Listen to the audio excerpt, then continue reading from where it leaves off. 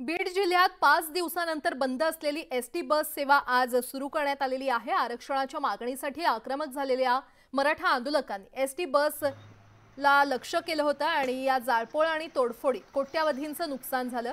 प्रवाशांचे खरं तर होणारे हाल पाहून एसटी महामंडळाची सेवा पुन्हा सुरू केली आहे। दिवाळीच्या तोंडावर प्रवाशांचे हाल होत होते आणि आता ते हाल थांबणार आहेत। बीडमधील बस सेवेचा आढावा घेतलाय आमचे प्रतिनिधी सुरेश जाधव यांनी।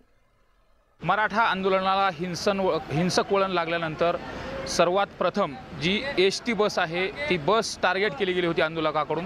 मात्र आता जी ठप्प झालेली बस सेवा आहे तब्बल 5 दिवसानंतर आता पूर्वपदावरती येत आहे। माझ्या पाठीमागे आपण पाहतोय एसटी बस सेवा ही बीड आगारामध्ये बस सेवा सुरू झालेली आहे। बीड आगारातील जवळपास 52 बसेस आहेत, त्याच्यावरती दगडफेक केलं गेलं होतं। मात्र आता एसटी पूर्वपदावर आणण्यासाठी युद्ध पातळीवरती काम सुरू आहे। ज्या काही सुरळीत बस आहेत त्यांना रस्त्यावरती आणलं गेलं आणि बस सेवा ही लालपरी ही रक्तवाहिनी समजली जाते। ग्रामीण भागातील जी वाहतूक ठप्प झाली होती त्याला एसटी सेवा सुरू झाल्या कारणानं पूर्वपदावर येणार। माझ्यासोबत एसटीचे अधिकारी आहेत।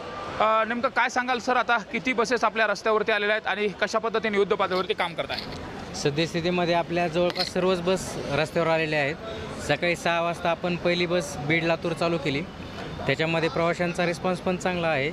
आता हळूहळू आज दिवसभरात पूर्णतः एसटी आपली पूर्वपदावर येत आहे।